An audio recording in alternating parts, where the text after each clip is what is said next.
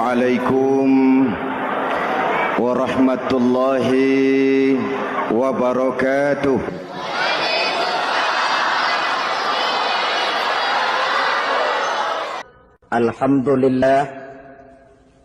Alhamdulillahilladzi ja'ala Ramadhana syahra siyama lil mu'minin.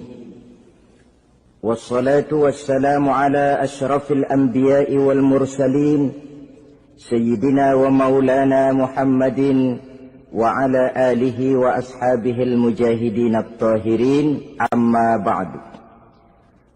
Ma'asyiral muslimin rahimakumullah. Dari jumlah 12 bulan yang ada dalam agama kita, yang dihitung sejak Muharram sampai dengan bulan Zulqa'dah, maka Ramadan mendapat gelar Sayyidus Syuhur. Sayyidus Syuhur artinya raja, penghulu atau tuan dari seluruh bulan. Apa sebabnya maka Ramadan ini dinamakan Sayyidus Syuhur?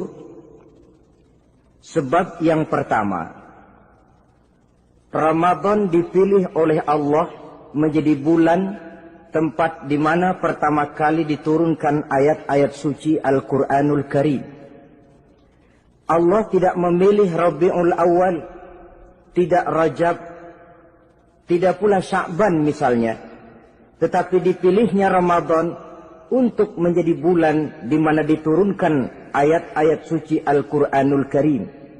Seperti yang dijelaskan dalam surah Al-Baqarah ayat 185, A'udzu billahi minasyaitonir rajim.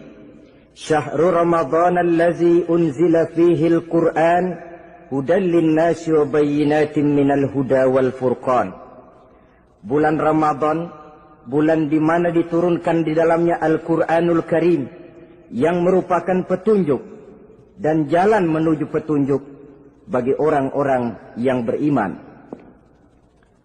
Oleh sebab itu, salah satu bentuk ibadah yang sangat dianjurkan di bulan Ramadan diantaranya ialah memperbanyak membaca ayat-ayat suci Al-Quranul Karim.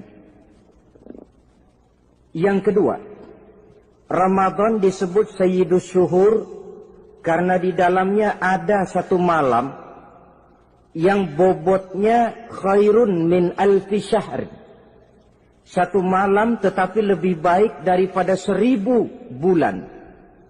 Itu dinamakan dengan Lailatul Qadar. 1000 bulan kira-kira 83 tahun. Nilai ibadah di malam itu lebih baik daripada nilai ibadah 83 tahun. Padahal umur orang sekarang kan jarang yang sampai 83 tahun. Bagaimana ini harus kita pahami? Ma'asyiral muslimin, sejak kita akil balik sampai kepada usia kita yang sekarang ini, kalau kita mau jujur bercermin, rasanya kita harus mengakui banyak dosa dan kesalahan yang pernah kita kerjakan. Kalau kita berbuat dosa selama 40 tahun, kemudian kita bertaubat 20 tahun lamanya, kalau menurut rumus dagang, ini kan belum tertutup. Dosa 40 tahun ditebus dengan taubat 20 tahun. Tapi haruskah dosa tidak terampuni? Allah Subhanahu wa ta'ala Maha Penyayang. Disediakannya malam-malam yang istimewa, yang punya nilai khusus. Seolah-olah Allah berkata, hai manusia, kau tidak perlu putus asa. Bagaimanapun banyak dosa kau lakukan, bagaimanapun banyak kesalahan kau kerjakan, nih, aku sediakan satu malam khairun min alfi syahrin, lebih baik daripada 1000 bulan yang disebut dengan Lailatul Qadar. Kapan sih Lailatul Qadar itu? Menurut Al-Imamul Ghazali, Lailatul Qadar itu adanya pada 10 hari yang akhir di bulan Ramadan, terutama pada malam-malam ganjil. Malam 21, 23, 25, 27, dan 29. Tapi orang yang ingin menemukan Lailatul Qadar, dia harus sudah berjaga sejak awal Ramadan. Jadi nggak boleh pakai ilmu ngincer. Tahu ilmu ngincer? Tanggal 20 Ramadan nggak terawih, 21 terawih, 22 perek lagi, 23 masuk lagi, 24 nggak ke masjid. Temannya tanya, kenapa nggak ke masjid? Ini kan bukan malam ganjil, nggak turun Lailatul Qadar. Saya kira yang kayak begini dapatnya bukan Lailatul Qadar, boleh jadi Lailatul Qadar. Orang yang ingin menemukan Lailatul Qadar itu, dia harus berjaga-jaga sejak awal Ramadan.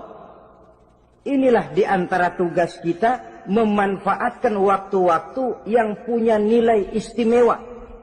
Itu ada dalam agama. Dalam setiap minggu ada hari istimewa. Dalam setiap hari ada jam-jam istimewa. Dalam setiap tahun ada bulan istimewa.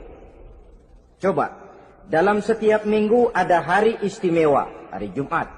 Dalam setiap hari ada jam-jam istimewa, sepertiga malam yang terakhir.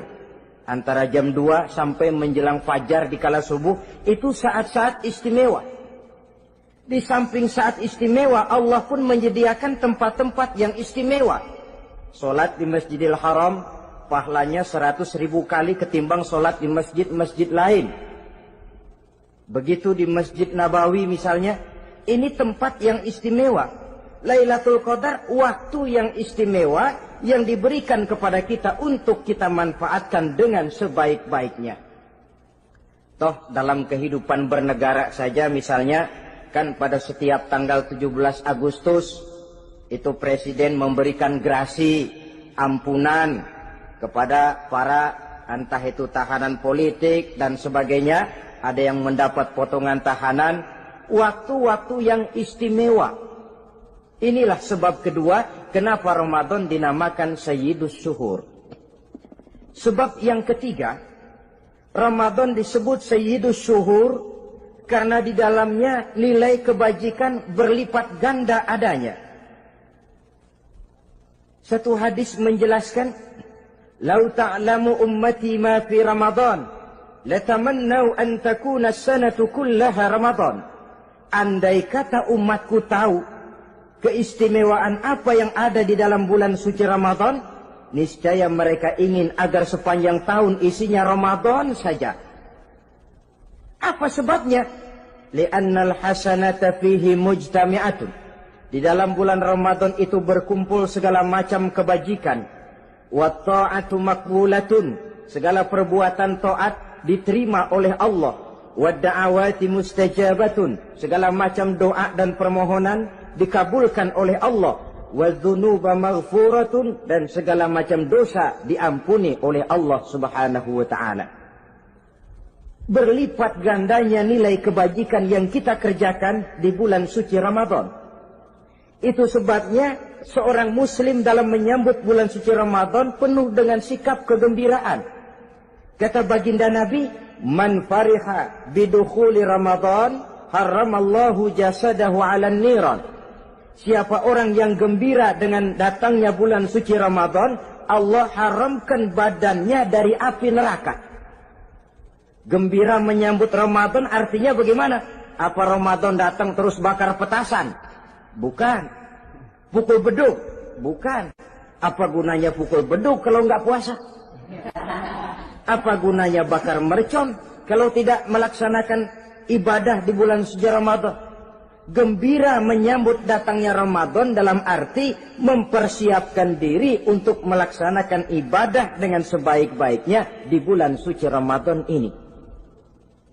Ma'asyiral muslimin rahimakumullah. Yang terakhir, kenapa Ramadan disebut Sayyidus Syuhur? Karena di dalam bulan suci Ramadan ada perintah melaksanakan ibadah puasa. Apa istimewanya ibadah puasa? Pertama, yang dipanggil untuk melaksanakan puasa itu iman. Ini panggilan istimewa. Allah menyatakan, Ya ayyuhalladzina amanu kutiba alaikumusiyam. Hai orang-orang yang beriman, diwajibkan atas kamu berpuasa. Iman yang dipanggil untuk melaksanakan ibadah puasa. Contoh, satu hari di depan rumah kita lewat tukang pepaya, tukang duku, tukang duren. Kita panggil satu tukang pepaya. Bang, pepaya, berhenti dulu sebentar.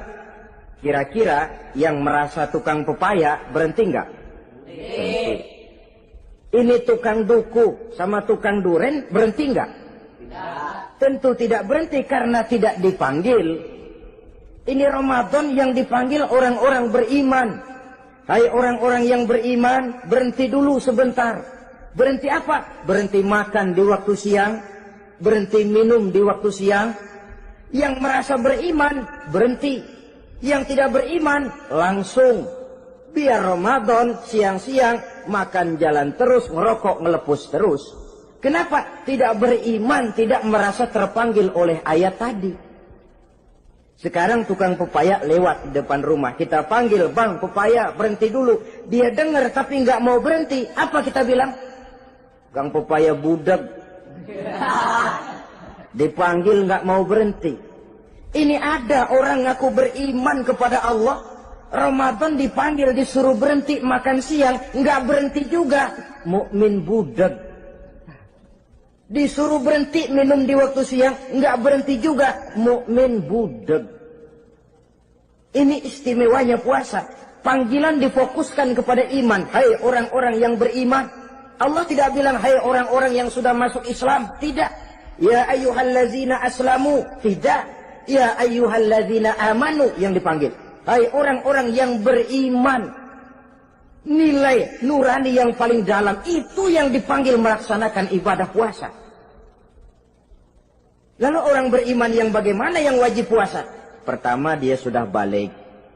Yang kedua berakal sehat. Yang ketiga dia mampu berpuasa. Orang beriman macam ini balik, berakal sehat, mampu melaksanakan puasa. Kalau cukup syarat ini dia wajib puasa. Kurang syarat tidak wajib puasa. Jadi kalau di bulan Ramadan ada teman kita tidak puasa, jangan heran barangkali syaratnya kurang. Cukup dalam hati saja, ini orang kurang syarat. Makanya nggak puasa. Pak, itu teman saya kok nggak puasa? Nggak puasa, nggak puasa. Dia bukan orang beriman kali ah. Orang yang tidak beriman itu tidak wajib puasa. Beriman kok Pak? Iman, tapi nggak puasa, nggak puasa. Belum balik kali ah, belum balik, cuma badan doang gede, bongsor kali itu, belum balik. Sudah kok Pak, sudah balik, sudah. Tapi nggak puasa, enggak. Gila kali dia ah, gila kali sebab orang yang tidak berakal itu tidak wajib puasa. Waras Pak, dia tidak gila, tidak. Barangkali dia tidak mampu melaksanakan puasa karena terkena uzur syar'i. Ini keistimewaan puasa yang pertama yang dipanggil melaksanakannya iman. Keistimewaan yang kedua, oleh karena yang dipanggil iman, maka puasa dinamakan ibadah sirriyah. Ibadah rahasia. Kalau kita sembahyang, orang lihat kan? Lihat enggak? Lihat. Kita bayar zakat, orang tahu. Kita pergi haji, apalagi pergi haji, sekampung nganterin. Tapi kita puasa atau tidak puasa, yang tahu kan cuma kita dan Allah saja. Pura-pura sedekah, nggak bisa. Pura-pura sholat, ketahuan. Gerakannya mesti canggung. Pura-pura pergi haji, kemana perginya? Tapi pura-pura puasa, gampang. Namanya ibadah sirriyah. Bulan puasa, jam 8 pagi, makan. Keluar rumah, bibir lap yang kering. Jalan lemesin dikit. Ada angin, belaga miring. Temennya tanya, lo lemes amat, gue lagi puasa nih. Orang lain bisa dibohongi. Sebab puasa memang merupakan ibadah sirriyah yang tahu cuma kita dan Allah saja. Karena dia ibadah rahasia, puasa ini sulit terkena penyakit riya. Ibadah yang lain karena kelihatan orang, gampang kena penyakit riya, to show only. Salat karena kelihatan orang, gampang kena penyakit riya. Karena saya jadi imam, misalnya di belakang saya lihat ada mertua, wah, saya bikinlah sembahyang saya mantap-mantap, pakai serban, pakai siwak, bahasanya saya paseh-pasehin kayak orang 16 tahun di Mekah. Wah, ufoli, warwal, maghribi, salasa raka'atin, Allahu Akbar. Surahnya saya cari yang panjang-panjang, paling pendek sabbihis sama wadduha. Akibat apa itu? Riya, di belakang ada calon mertua. Tapi kalau sholat sendirian dalam kamar, boro-boro pakai serban dan siwak, kadang-kadang kaos kutang saja cukup. Surahnya jangan sabbihis sampai wadduha, langganannya inna a'toinakal kautsar sama qul huwallahu ahad. Karena sholat terlihat orang, mudah kena penyakit riya. Sedekah pun begitu. Mulanya niatnya cuma mau sedekah 5.000. Karena ada orang yang disedekah-segani, naik 10.000. Yang 5.000 sudah karena orang. Jadi ibadah yang lain itu mudah terkena riya, tapi juga mudah dinilai orang. Kita bisa saja bilang, itu orang sholatnya khusyuk ya. Kenapa? Kelihatan dari gerakannya. Itu orang hajinya mabrur ya. Kenapa? Kelihatan dari tingkah lakunya setelah pulang haji. Itu orang sedekahnya berani ya. Kenapa? Ketahuan dari jumlahnya. Ibadah yang lain bisa dinilai, tapi puasa nggak bisa dinilai. Itu orang puasanya mantap bener ya. Kenapa? Beludah melulu. Itu bukan ukuran. Itulah sebabnya dia dinamakan ibadah sirriyah, ibadah yang abstrak, yang tahu cuma si pelaksana dan Allah saja. Ini keistimewaan puasa yang kedua. Yang ketiga, saudara-saudara, kalau ibadah-ibadah yang lain, ganjaran pahalanya itu dijelaskan oleh Allah. Sedekah kalau ikhlas pahalanya begini. Haji kalau mabrur pahalanya ini. Sembahyang berjamaah pahalanya ini. Untuk puasa tidak.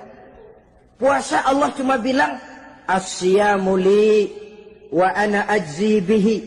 Puasa adalah untukku, aku yang akan membalasnya. Berapa besar balasannya tidak dijelaskan oleh Allah. Apa artinya ini? Kalau saudara kerja, mandor bilang, sampean kerja sama saya, gaji 1 hari 5.000. Ketahuan kan, sehari 5.000. Kita bisa kong-kalingkong, ada mandor rajin, nggak ada mandor kendor. Pokoknya sehari 5.000. Tapi kalau mandor cuma bilang, kau kerja sama aku, soal gajimu nanti aku yang atur. Tidak dijelaskan berapanya, nanti aku yang atur. Ini kan mestinya kita kerja hati-hati. Sebab apa? Mungkin gaji kita lebih besar dari jumlah 5.000 kalau kerjaan memuaskan. Mungkin tidak digaji sama sekali kalau kerjaan berantakan. Tidak dijelaskannya pahala puasa menjadi sugesti bagi kita untuk melaksanakan ibadah ini dengan sebaik-baiknya. Mungkin gaji sangat besar, mungkin tidak digaji sama sekali. Sebab kata Nabi, kam min shaimin laisa lahu min siyamihi illa al-ju' wal 'atsh. Berapa banyak orang puasa, dia tidak memperoleh apa-apa dari puasanya kecuali lapar dan haus saja. Puasa sah, kewajiban gugur, nilai 0. Tidak dapat apa-apa kecuali lapar dan haus. Jadi inilah keistimewaan daripada ibadah puasa. Saudara hadirin yang saya hormati, kemudian apa sih perlunya kita melaksanakan ibadah puasa ini? namanya syahwat. Kalau itu kita kendalikan, maka langkah hidup ini akan menjadi lurus karenanya. Benar kalau Nabi menyatakan, "Iza jaa Ramadan, futihat abwabus sama, wa ghulliqat abwabun nar, wa subsidatis sayatin." Apabila datang bulan suci Ramadan, dibuka pintu langit, dibuka pintu surga, ditutup pintu neraka, dan diikat setan-setan itu. Siapa yang ikat setan? Puasa kita. Dengan puasa kita mengendalikan nafsu. Kalau nafsu kita kendalikan, setan nggak berkutik. Jadi yang mengendalikan nafsu itu nilai puasa. Nafsu terkendali, setan terikat. Kalau puasa, kalau nggak puasa, setannya ngebludak. Jadi jangan digambarkan, wah kalau bulan puasa setan dirantai. Rantainya kayak apa? Yang rantai siapa? Arti setan diikat di sini ialah nafsu dikendalikan. Dengan apa? Mengatur makan dan minum. Puasa kan sebenarnya logikanya mengatur perpindahan waktu makan dan minum saja. Apabila perut besar ini teratur demikian rupa, syahwat tidak menggelegar, dia terkendali. Dengan hidup pandai mengendalikan nafsu, iblis tidak berdaya dan tidak berkutik. Ma'asyiral muslimin rahimakumullah, Nabi bersabda, "La yu'minu ahadukum hatta takuna hawahu taba'an lima ji'tu bih." Belum sempurna iman kamu kalau nafsumu belum ikut apa yang aku bawa. Yang dibawa Nabi tidak lain daripada syariat, termasuk di dalamnya pelaksanaan ibadah puasa. Karena itu saya pesan kepada seluruhnya, jangan kalau puasa kayak orang ngancem. Siang bisa mengendalikan nafsu, tapi begitu maghrib berbunyi, nafsu sudah tidak terkendalikan lagi. Itu namanya puasa orang ngancem. Kayaknya, biarin siang gua tahan, ntar lo maghrib. Begitu maghrib berbunyi, sudah macam bendungan pecah. Semua isi meja pindah ke perut. Akhirnya, kalau siang dia setengah mati kelaparan, habis buka setengah mati kekenyangan. Dua-duanya jelek. Kalau sudah kekenyangan, yang enak kan ngukur balik. Tidur. Maghrib liwat, isya out, tarawih boten. Temennya nyamper ke masjid yuk tarawih duluan deh, gua kenyang bener nih. Kenyang. Berbuka itu yang bagus pakai etik ya. Etika buka itu, maghrib berbunyi, cukup seteguk air, 3 butir korma atau sepotong kue. Sholat maghrib. Selesai sholat maghrib, masuk ronde kedua. Waktunya agak panjang, makan ala qadarnya. Selesai makan, berangkat ke masjid, isya, tarawih. Pulang tarawih, masuk ronde ketiga. Waktunya panjang, mau habis-habisan juga nggak apa-apa. Tapi kalau begitu maghrib berbunyi langsung dipukul 1 ronde, kita yang rubuh. Kekenyangan. Waktu siang dia sanggup mengendalikan nafsu, tapi begitu maghrib berbunyi, nafsu sudah tidak terkendali lagi. Asar pengaruh puasa tidak akan membekas dalam jiwanya. Siang jelas puasa, nggak boleh ngerokok. Begitu maghrib sampai imsak kayak lokomotif, kelebal, nggak berhenti-berhenti.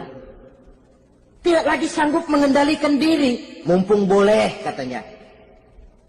Sampai pernah kejadian ada orang bangun sahur kesiangan, bingung dia waktunya tinggal dikit. Mau sahur dulu nggak keburu ngerokok, mau ngerokok dulu takut nggak keburu sahur, akhirnya bareng. Sebelah nyuap nasi, sebelah ngerokok. Itu macam mana rasanya kalau sudah kayak begitu? Padahal pengaruh daripada melaksanakan puasa akan terlihat dari sejauh mana seseorang dalam hidup mampu mengendalikan nafsu. Bukan pada waktu memang dilarang, tapi pada waktu diizinkan. Di situ yang paling kelihatan.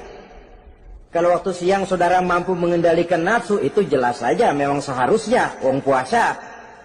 malam dalam keadaan makan boleh, minum boleh, masih mampu mengendalikan nafsu, dalam arti makan dan minum pada batas yang wajar saja. Itulah yang dikehendaki dari melaksanakan ibadah puasa. Sehingga ibadah itu membekas dan ikut membentuk kepribadian orang. Sekali lagi, jangan cuma waktu siang saja bisa mengendalikan nafsu. Di waktu malam pun dalam kondisi yang memang dihalalkan, kita juga hendaknya mampu mengendalikan nafsu. Jadi inilah perlunya puasa yang pertama, supaya kita bisa mengendalikan nafsu. Yang kedua, puasa itu melatih kita hidup sederhana. Orang sufi mengajarkan, orang yang paling kaya ini sebenarnya orang yang hidupnya paling cukup. Sedangkan orang miskin adalah orang yang kebutuhannya kelewat banyak. Maka yang paling kaya, bahkan yang maha kaya, itu sebenarnya cuma Allah. Sebab apa? Dia nggak perlu apa-apa. Makin banyak keperluan kita, makin miskin kita. Coba orang puasa lihat. Kalau sudah jam 2, jam 3, itulah barangkali memang termasuk godaannya dalam melaksanakan ibadah puasa. Kalau jam 1 siang, jam 2 siang, jangankan makanan enak, nangka busuk kita lihat legit. Barangkali cobaan di dalam melaksanakan ibadah puasa. Tapi kalau sudah maghrib berbunyi, berbuka kita kena seteguk air, sepotong roti, 3 butir korma, kenyang rasanya. Kemana keinginan yang tadi begitu menggebu-gebu? Oh, bisikan nafsu rupanya itu. Makin dalam kita merenung, makin sampai kita kepada bentuk kesederhanaan di dalam hidup ini. Puasa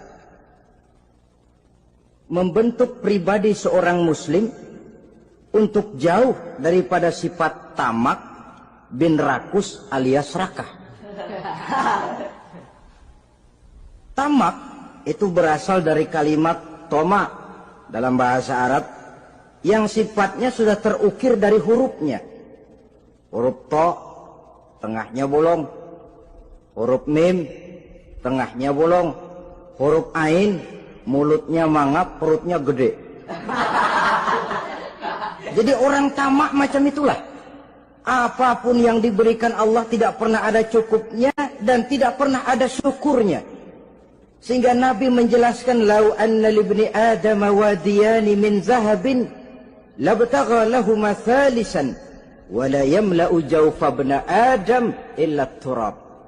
Andai kata manusia mempunyai 2 buah ladang yang seluruhnya emas, tidak usah kepalang tanggung, ladang emas, 2 ladang semuanya ladang emas, dia tidak akan puas, dia akan mencari lagi ladang yang ketiga. Wala yamla'u jawfa ibna Adam illa turab. Mulut manusia ini memang tidak akan pernah penuh kecuali kalau sudah diisi dengan tanah.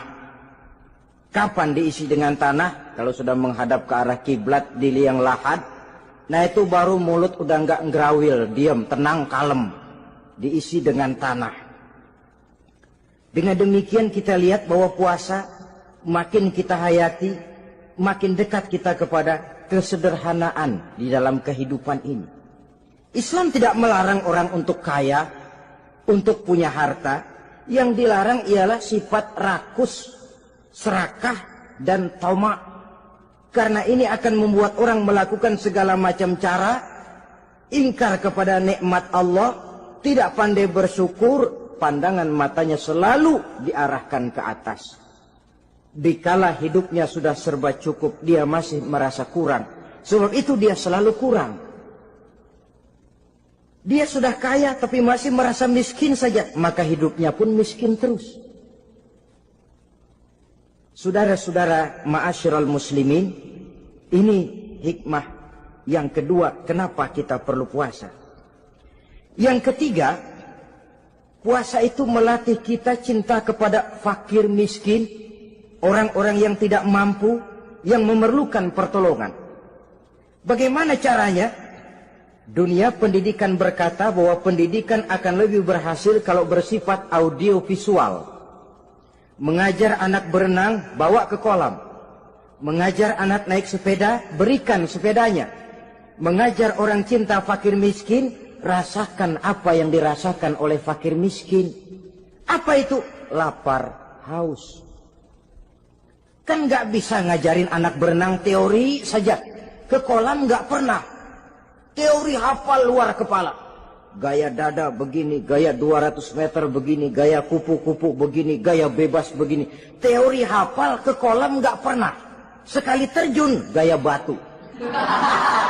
Sudah nggak timbul-timbul lagi. Nggak bisa ngajar anak naik sepeda cuma teori saja. Sepedanya tidak pernah diberikan. Hafal teori, bab 1 pegang stang. Bab 2 dorong. Bab 3 kaki kanan naik pedal kanan. Bab 4 genjot. Hafal teori, megang sepeda nggak pernah. Begitu dikasih sepeda dia naik, habis tukang bakso. Pun mendidik orang cinta kepada fakir miskin tidak bisa cuma lewat seminar, kongres, penataran, indoktrinasi. Diadakan simposium, seminar, diskusi supaya orang cinta kepada fakir miskin, tapi yang bicara orang kenyang semua. Bagaimana hati ini mau peka? Islam itu nggak usah banyak teori lah. Rasakan saja lapar, haus, enak nggak? Kalau kau tahu lapar dan haus tidak enak, kau lapar haus cuma sebentar. Habis maghrib, laparmu hilang, hausmu hilang. Bagaimana saudara-saudaramu muslimin yang terkapar di kolong-kolong jembatan? Yatim piatu yang hidup terlunta-lunta. Perempuan-perempuan tua hidup miskin, anak pun banyak perlu uluran tangan. Lapangan kerja sulit, persaingan hidup makin tajam. Meringkuk mereka di sudut-sudut kehidupan. Beratap langit, beralas bumi, tanpa tahu kapan hidup dan nasibnya akan berubah. Di situ pekaklah hati untuk hidup tidak cuma buat kepentingan diri dan perut sendiri saja, tapi mampu memberikan pertolongan sesuai dengan kemampuan kepada mereka yang memang memerlukan. Sebuah hadis menyatakan, irhamu ahlal ardi yarhamkum man fis sama. Sayangilah apa yang ada di permukaan bumi, nanti yang di langit akan sayang kepadamu. Si kaya sayang kepada yang miskin lalu menolongnya. Yang alim sayang kepada yang awam lalu membimbingnya. Yang pemimpin sayang kepada rakyat lalu melindunginya. Yang di langit akan sayang kepada kita, akan turun rahmah berlimpah, akan tercipta keberkahan dan ketenangan dalam hidup. Tapi kalau sebaliknya, yang kaya malah nyantap yang miskin, yang pemimpin malah menggilas yang rakyat, yang alim malah membodoh-bodohi orang yang memang sudah bodoh, akan terwujudlah malapetaka. Bukan rahmah yang turun dari langit, tapi azab akan menimpa kita semua.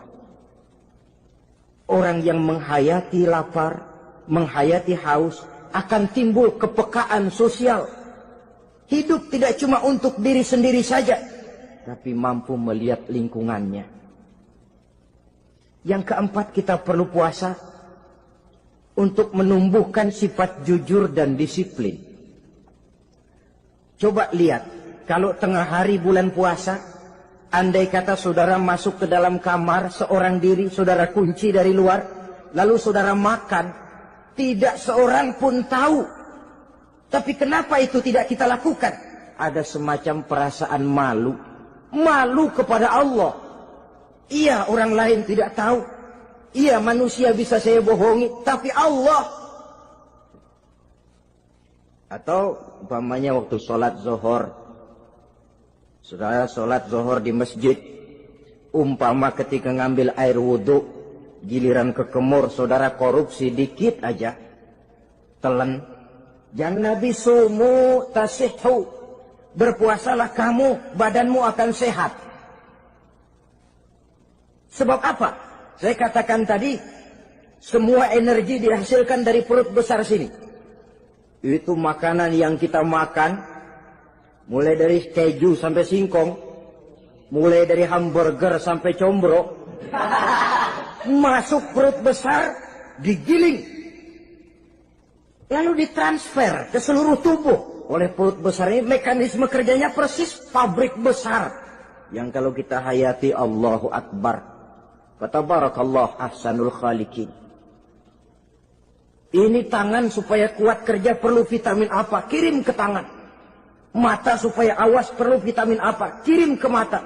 Bibir supaya nggak pecah perlu vitamin apa? Kirim ke bibir. Oleh perut besar ditransfer ke seluruh tubuh. Sisanya yang nggak perlu keluar jalan belakang.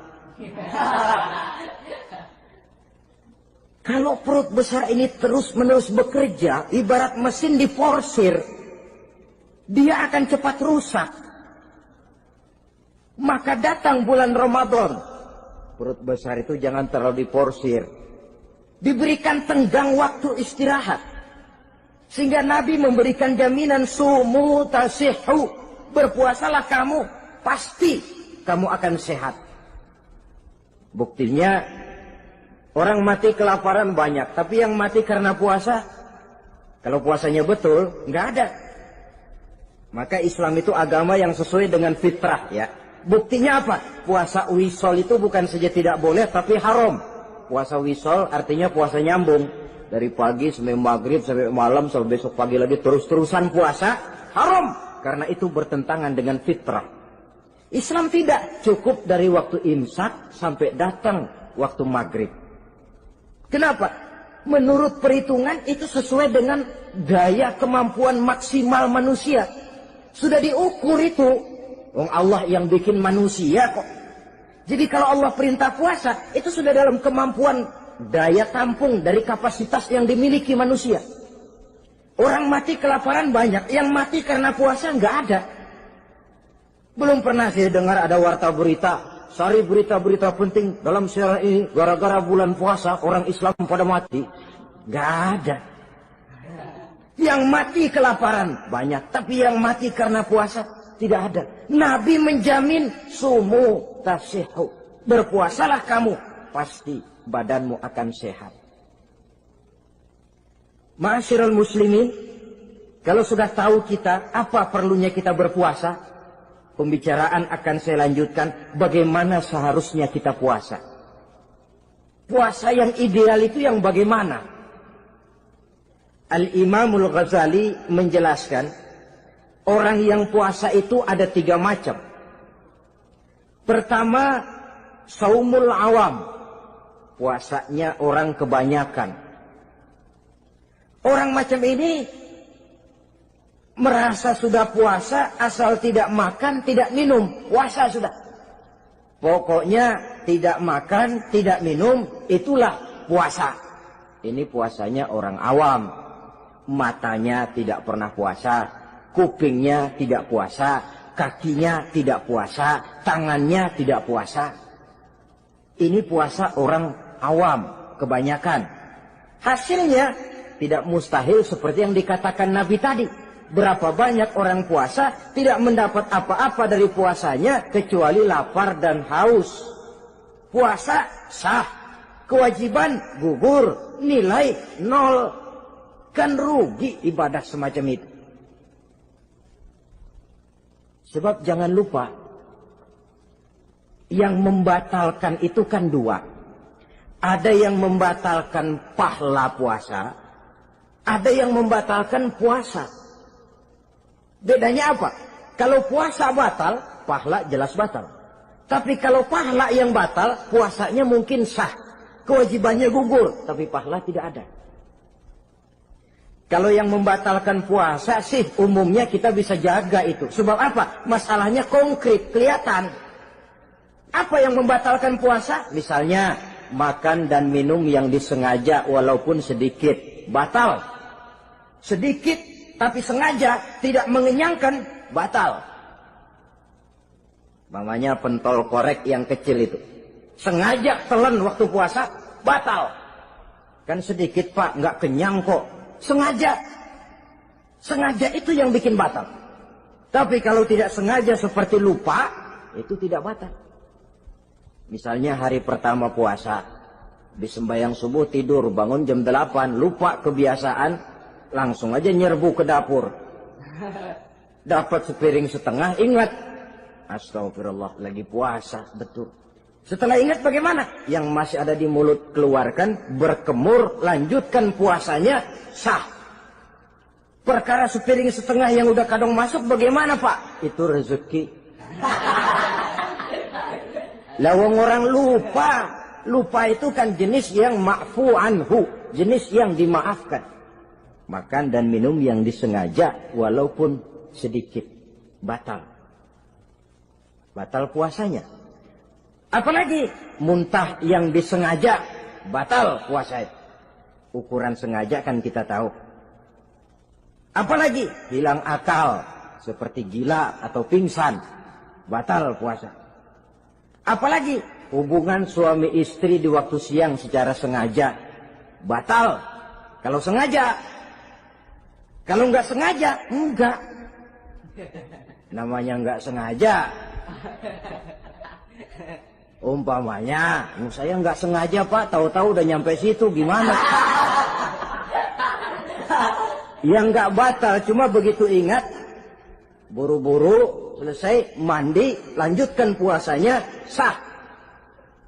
Jangan begitu ingat sih ingat Pak puasa, cuman tanggung. Nah, ini tanggung ini yang bikin jadi batal. Dan jangan lupa, orang yang membatalkan puasa karena hubungan suami istri, dendanya paling berat. Seorang sahabat pernah lapor, halaktu ya Rasulullah. Ya Rasul, celaka saya. Ma'ahlakak, apa yang bikin kamu celaka? Saya lagi puasa Ramadan ya Rasulullah, saya nggak tahan. Lalu, saya nyelonong sama istri saya. Pengantin baru ini rupanya. Nyelonong bagaimana? Ya nyelonong.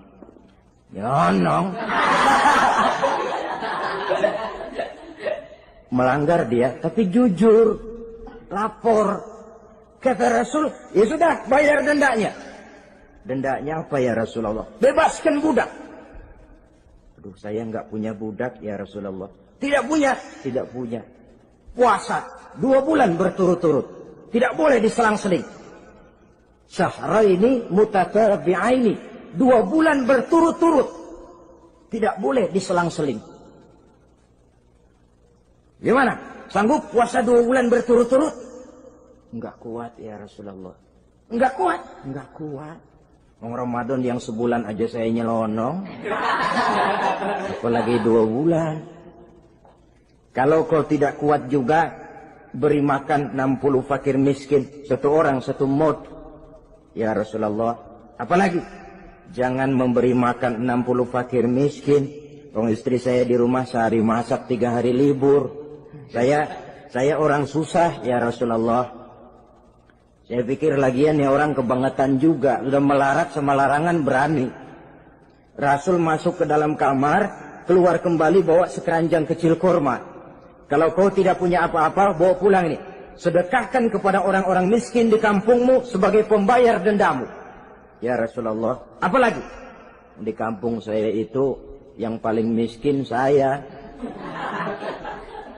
Waduh, rusak bener ini orang.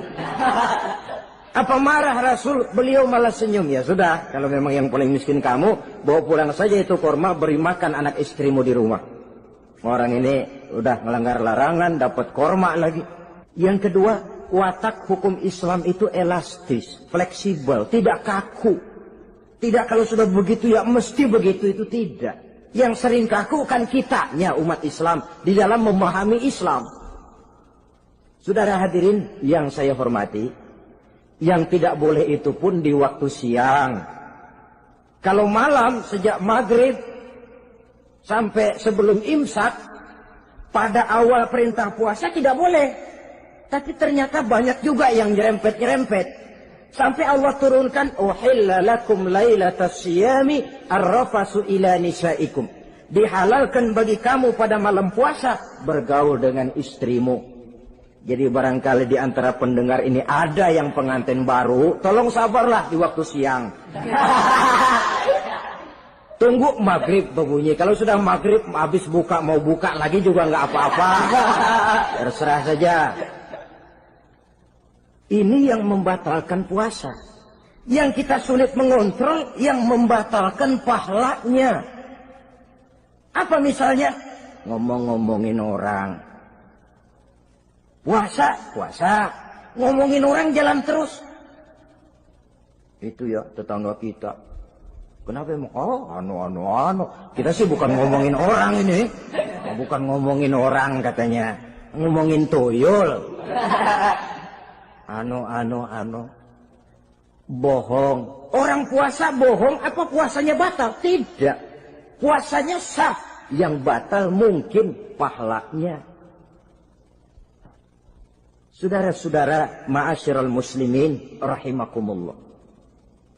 Mata, terutama di kota-kota besar, menjaga mata ini kadang-kadang kita nggak pengen lihat tapi kelihatan. Sebab itu memang yang tidak boleh ngeliatin. Kalau kelihatan lain, kelihatan itu kan rezeki. Orang kita nggak mau tapi kelihatan. Yang kelihatan itu sebentar. Kata Imam Ali, nazaratul ula laka wa tsaniyatu alaika. Pandangan pertama untukmu, yang kedua atasmu. Jadi begitu kelihatan, ya sudah. Jangan kelihatan tapi manteng aja enggak mau. Jadi mantengnya ini yang jadi urusan.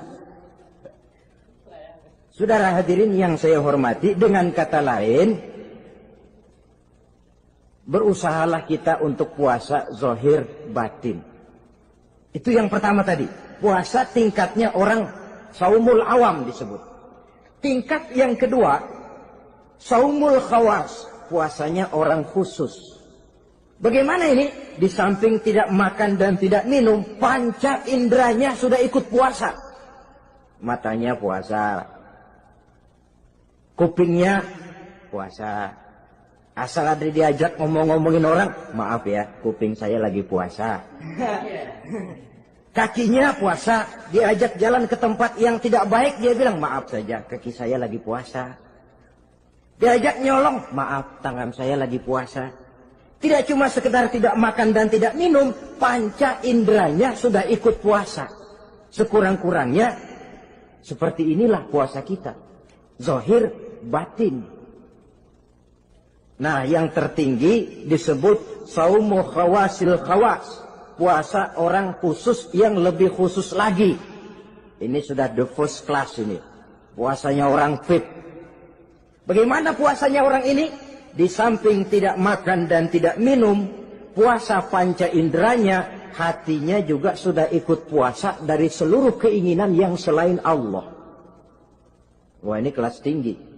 Orang yang puasa macam ini, andai kata jam 3 sore dia berpikir, ntar sore buka pakai apa ya? Dia menganggap batal pahalanya.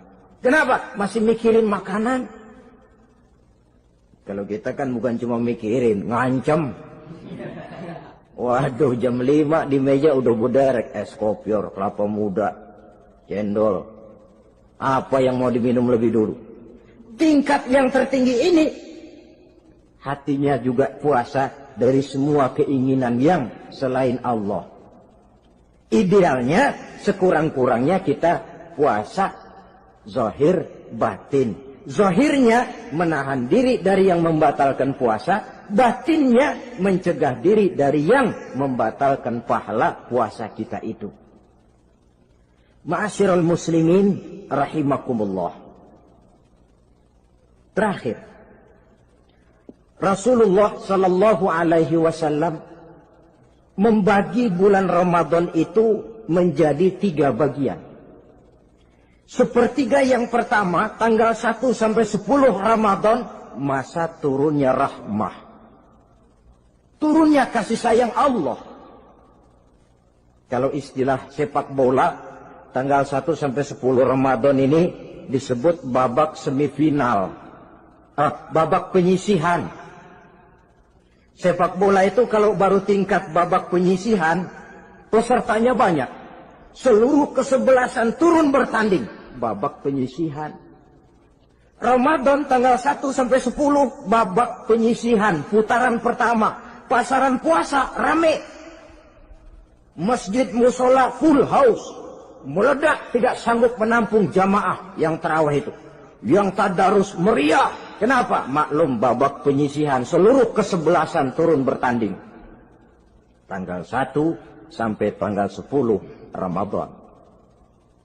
Bila itu selesai, selesailah putaran pertama. Masuk putaran kedua, sepertiga yang kedua, tanggal 10 sampai 20 Ramadan, masa maghfirah. Masa turunnya ampunan dari Allah. Masuk babak semifinal. Sepak bola itu kalau sudah babak semifinal, itu kan sudah banyak kesebelasan yang masuk kotak. Maka 10 Ramadan ke atas, pasaran puasa mulai menurun. Yang enggak puasa mulai nekat. Yang tadarus sudah mulai sayup-sayup sampai. Sementara barisan orang sembahyang tarawih di masjid mulai mengalami kemajuan dengan pesatnya. Barisannya makin maju ke depan. Maklum, tidak semua kesebelasan tangguh.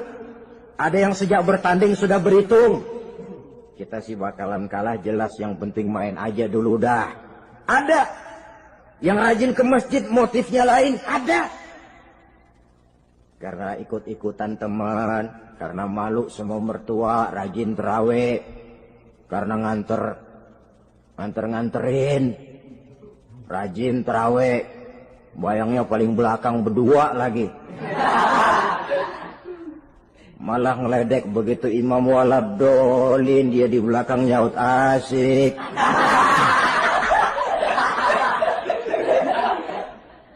Yang kayak begini ini sudah nggak bakal tahan lama. Akan gugur di babak semifinal.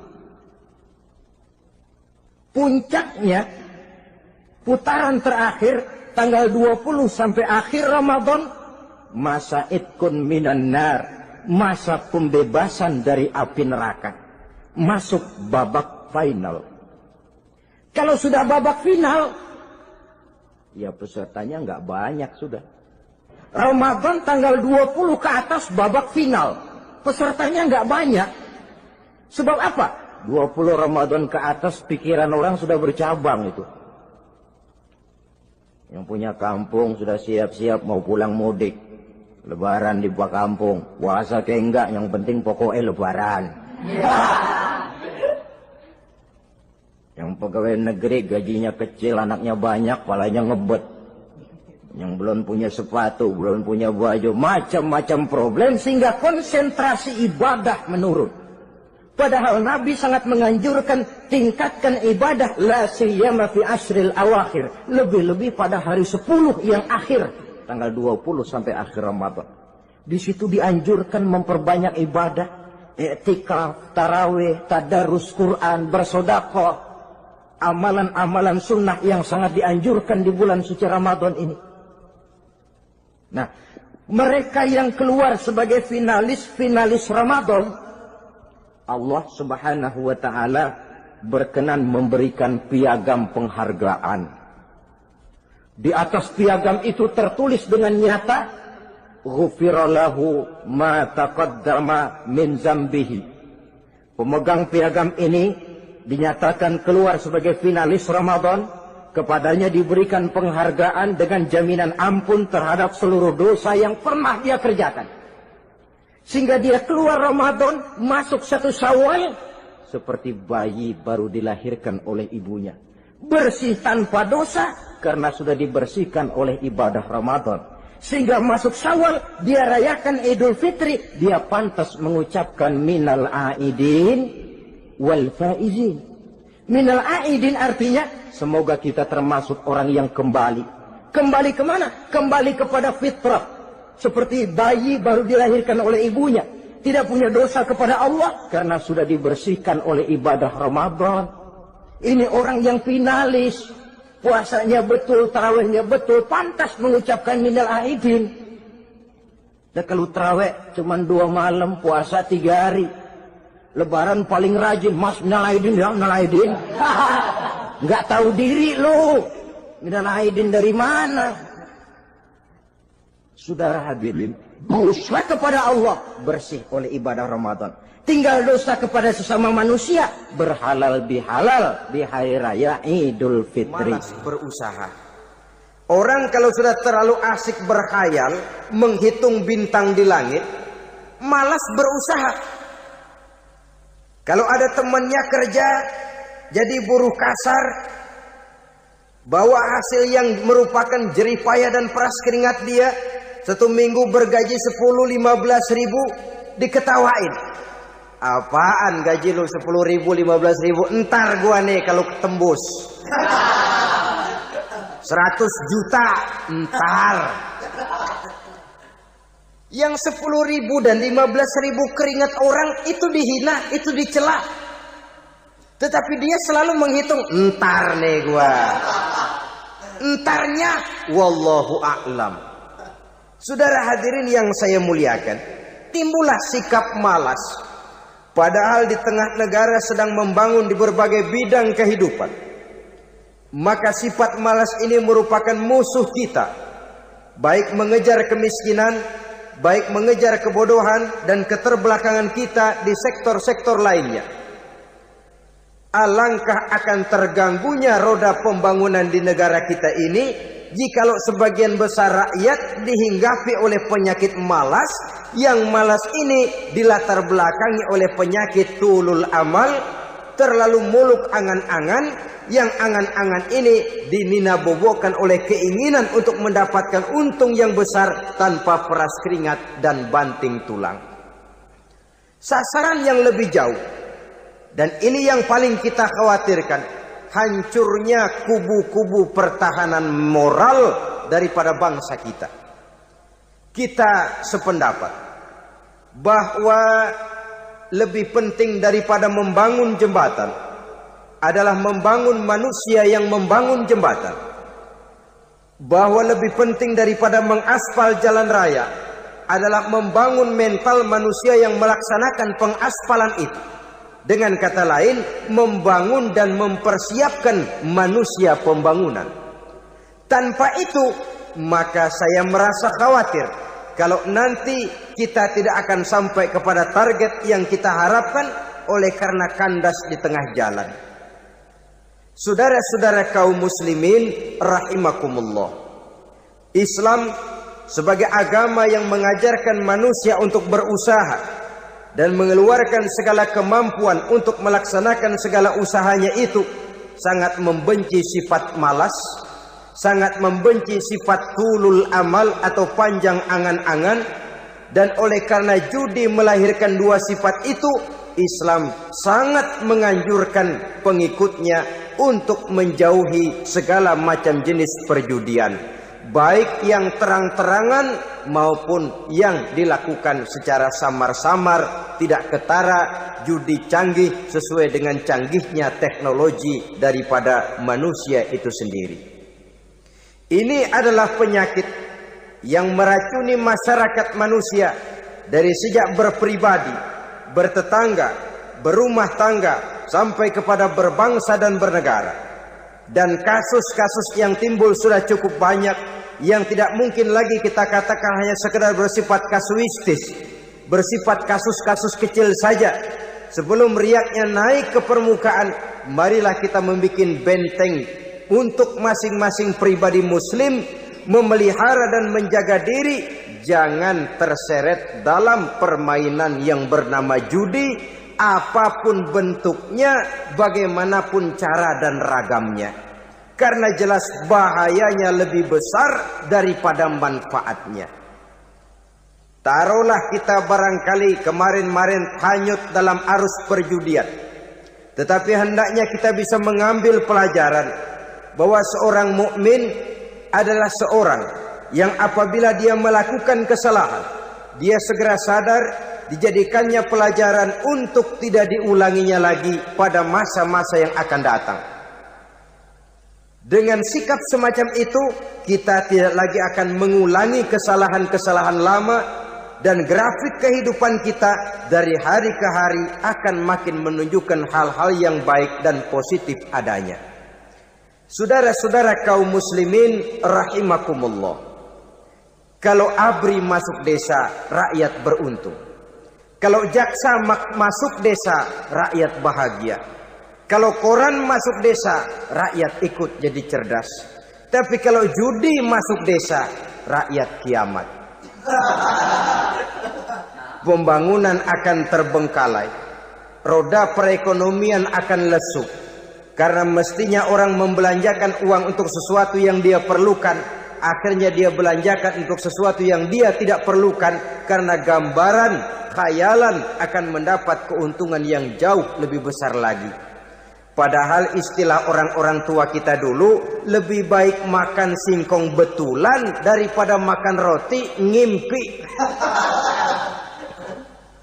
Artinya uang yang 1.000-2.000 rupiah itu lebih baik dibelikan beras, dimasak, makan bersama anak dan istri, terasa nikmat dan halalnya, ketimbang beli kertas lalu ngelamun, menghayal, menghitung yang bukan-bukan. Itu kertas dibolak madep ulon, dibolak madep mudik, diputar sana, diputar sini, akhirnya palanya ikut muter. Kira-kira apa yang cocok? Masih belum puas, kertas dilihat, orang gila ditanyain. Sudah tahu waras, orang gila yang ditanya. Masih belum puas, nanya orang gila, tidur di kuburan. Allahu Akbar. Padahal di rumahnya tempat tidurnya empuk, anget, nggak ada nyamuk. Kuburan, tidur di kuburan. Dampak-dampak negatif yang semacam ini pada gilirannya mau atau tidak mau akan menyeberang kepada garis akidah, membahayakan dan mengancam nilai-nilai tauhid yang kita miliki. Sudah kertas dibolak-balik tidak puas, orang gila ditanya.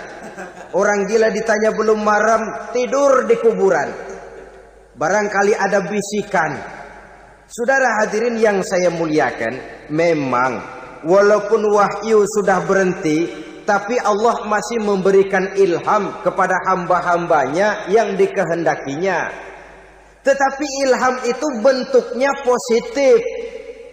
Kalau saudara pagi-pagi berniat, tahu-tahu datang pikiran nanti malam mau ngaji, itu namanya ilham.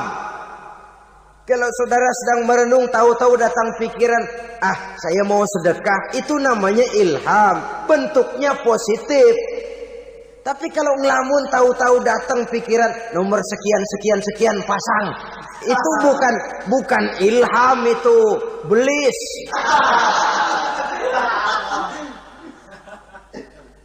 Saudara hadirin yang saya muliakan, tidak puas tidur di kuburan, cari yang lebih paten lagi, dukun ditanya. Nah, saya ingin menuduhkan persoalan. Apa tidak boleh orang ziarah kubur? Apa tidak boleh orang pergi ke dukun? Ini dalam kaitannya dengan judi, karena ini penyakit yang sudah merajalela, mewabah di kalangan masyarakat kita di lapisan yang bawah ini. Saudara hadirin yang saya muliakan, ziarah kubur bukan saja boleh, malah dianjurkan oleh Nabi. Tetapi ziarah kubur yang dianjurkan oleh Nabi itu dengan tujuan pertama, agar orang ingat kepada mati. Kafa bil mauti wa'izah, kata Nabi. Cukup dengan mengingat mati menjadi pelajaran bagi kamu semua.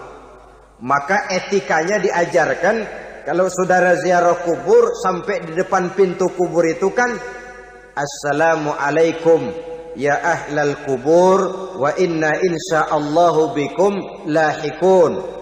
Kami satu saat insya Allah pasti akan menyusul kamu.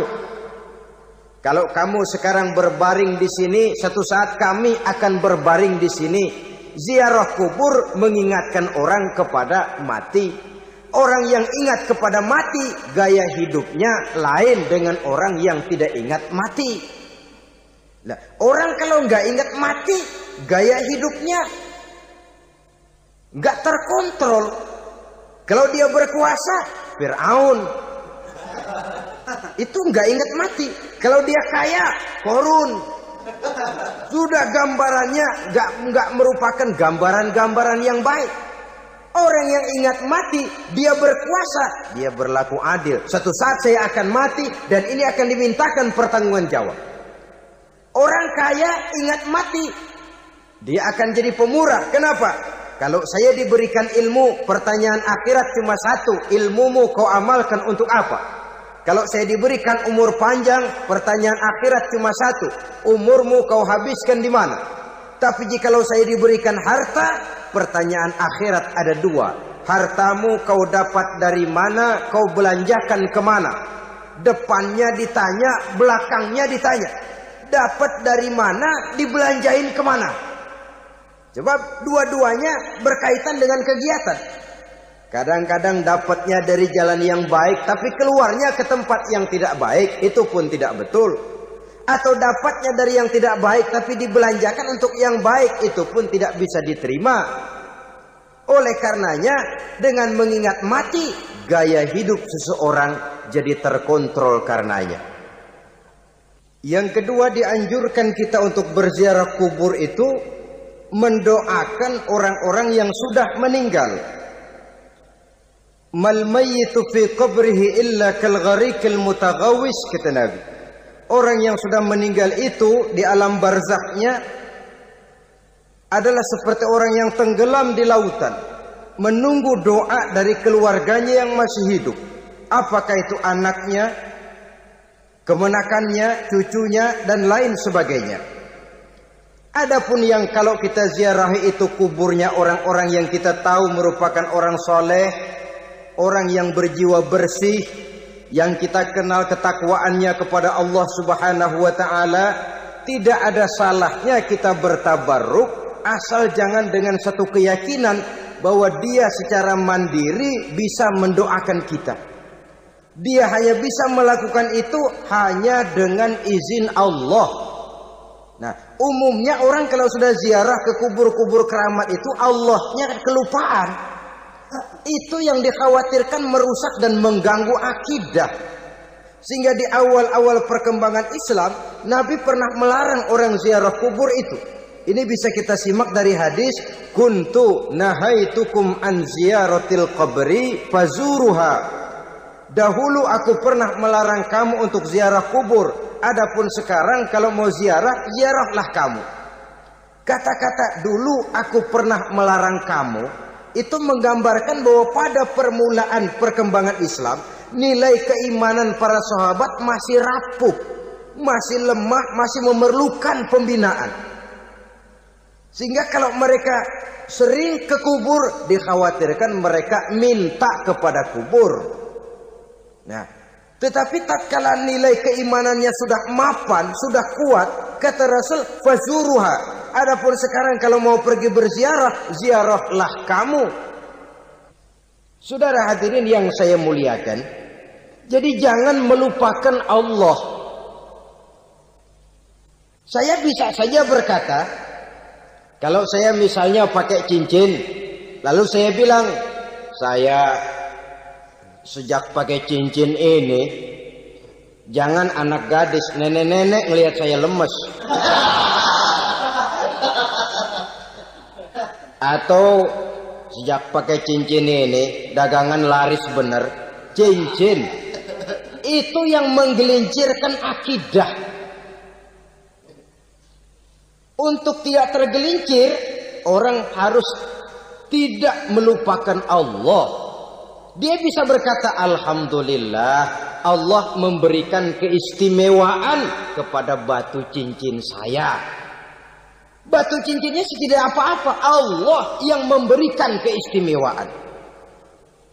Ini dalam bentuk yang langsung. Dalam bentuk yang tidak langsung kita bisa lihat, misalnya kalau petani ditanya, oh, ini bisa panen besar ini rahasianya apa, Pak? Oh, pupuk urea, pupuk urea. Nah, Allah nomor 16. Seorang petani yang baik keimanannya, dia akan berkata, kami bisa panen besar karena izin Allah. Lah, kalau pupuknya mah pakai pupuk urea, izin Allahnya dulu, baru kemudian pupuknya nyusul. Jadi sebenarnya bukan cuma pergi ke dukun yang bisa merusak keimanan, pergi ke dokter juga bisa loh merusak keimanan. Kalau berkeyakinan bahwa dokter itulah yang memberikan sembuh, kenapa akidah saudara tidak tergelincir karenanya? Dokter hanya memberikan obat dan resep sembuh. Sembuh itu datangnya dari Allah.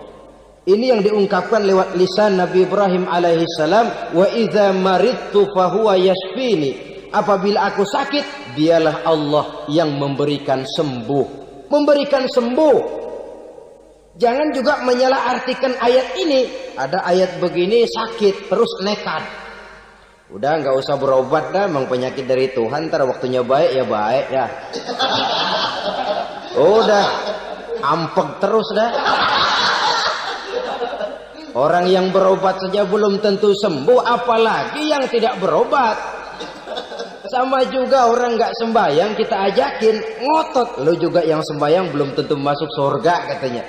Lah yang sembahyang belum tentu masuk surga. Bagaimana cengoran lo yang nggak sembahyang?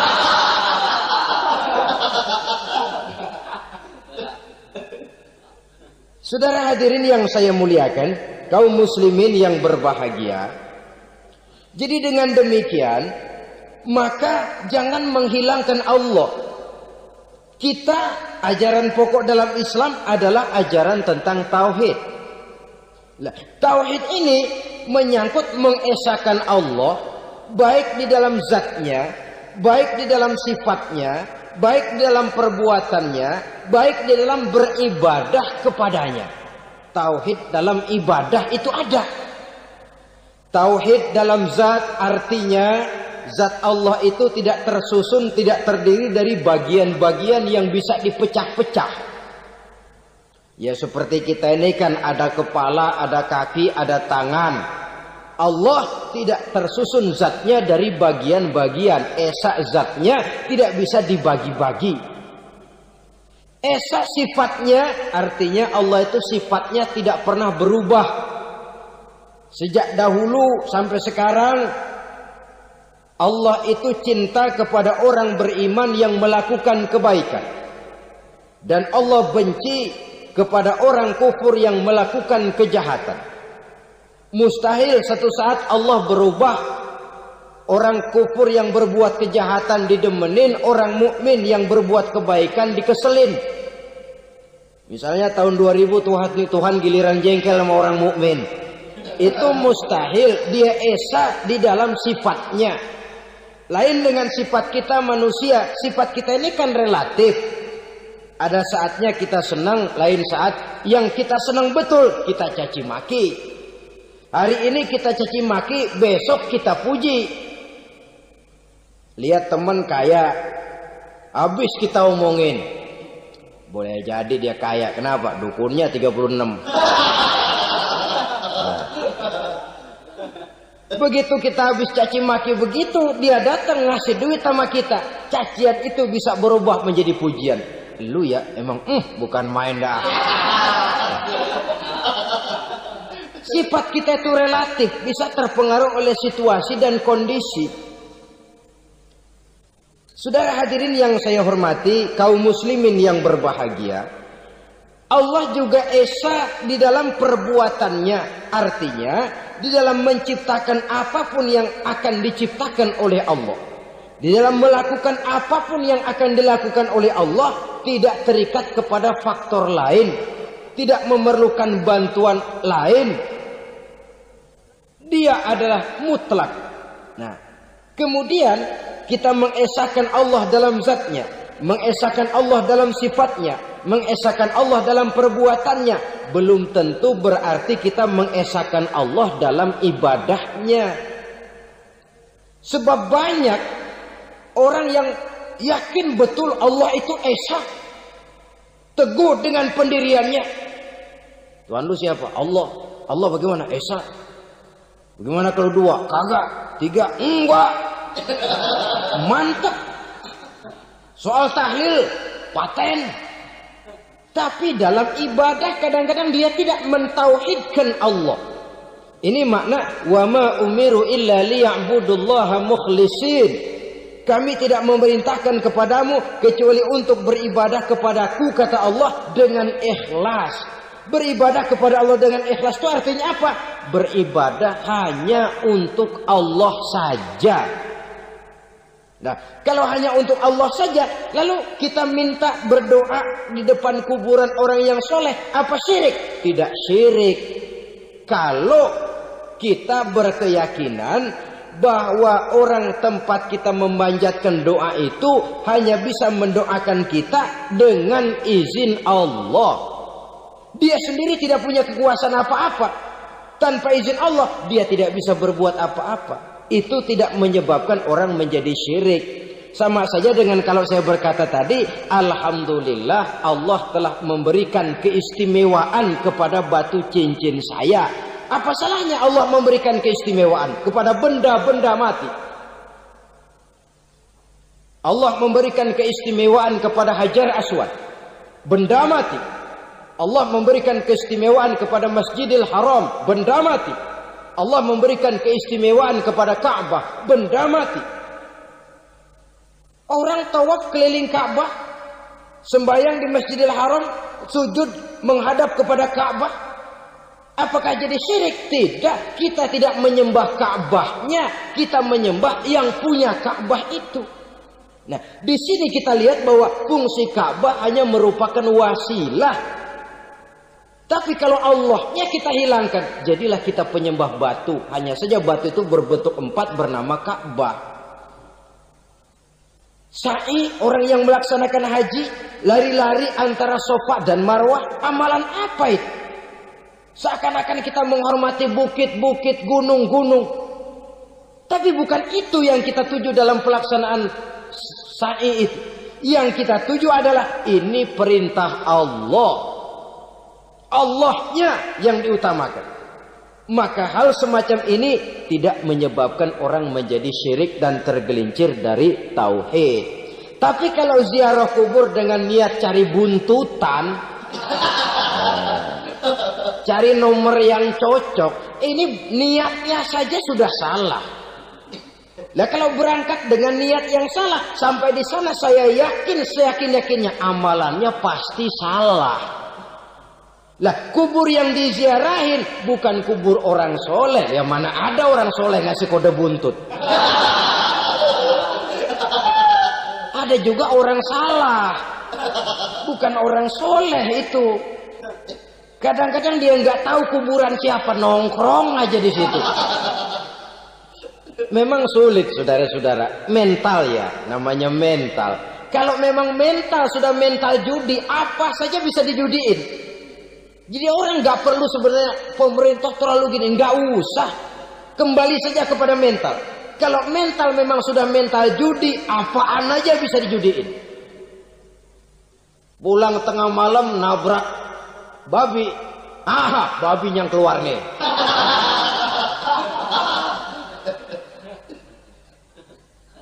Mobil lewat nomornya bisa dijudiin. Bajai lewat bajai bisa dijudiin. Mental. Kalau memang mental sudah mental judi, apapun saja bisa dijudikan. Saudara hadirin yang saya muliakan, lalu bagaimana dengan dukun? Ya, saudara hadirin, pergi ke dukun hakikatnya sama dengan pergi ke dokter. Orang berusaha melaksanakan yang namanya syariat, hakikatnya kembalikan kepada Allah. Syariatnya kita laksanakan. Tetapi, nah ini tetapi. Yang pertama, saudara harus tahu betul dukunnya itu. Bayang apa enggak? Agamanya kuat apa enggak? Sebab, ya tentu tidak ada dukun yang jelek. Karena pada umumnya, penyakit dukun itu kan nyohor. Iklan lewat koleha-kolehanya. Kita bisul kecil, datang. Kita dukun, ini si kecil kemarin bisul kayak kelapa 5 menit baik. 5 menit padahal kemarin kagak ada yang datang. Diolah sedemikian rupa supaya orang mantap. Jadi jangan asal sembarangan. Kadang-kadang lihat potongan dukunnya aja kita ngeri.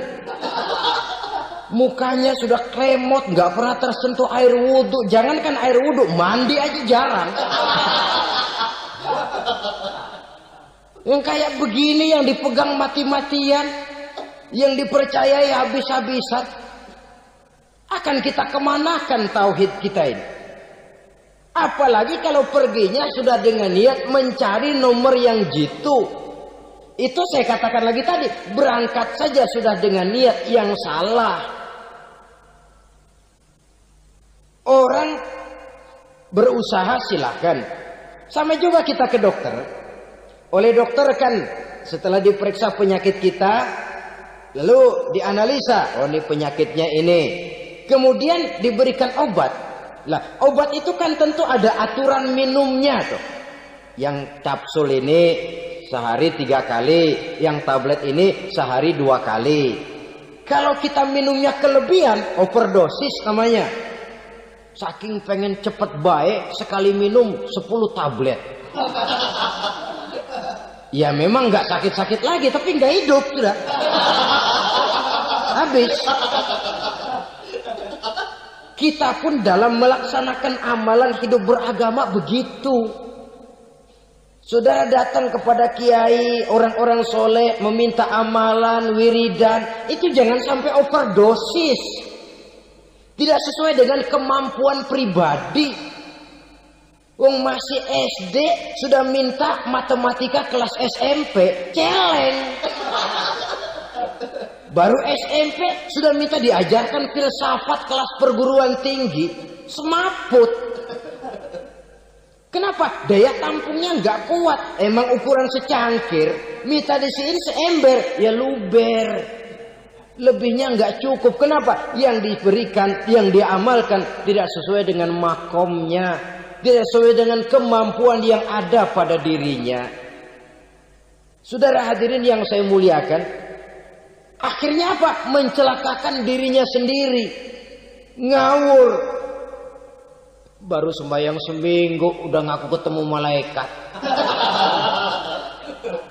Oh, sembahyang ditemenin malaikat. Lah sembahyang baru seminggu mulai. Itu malaikat iseng amat.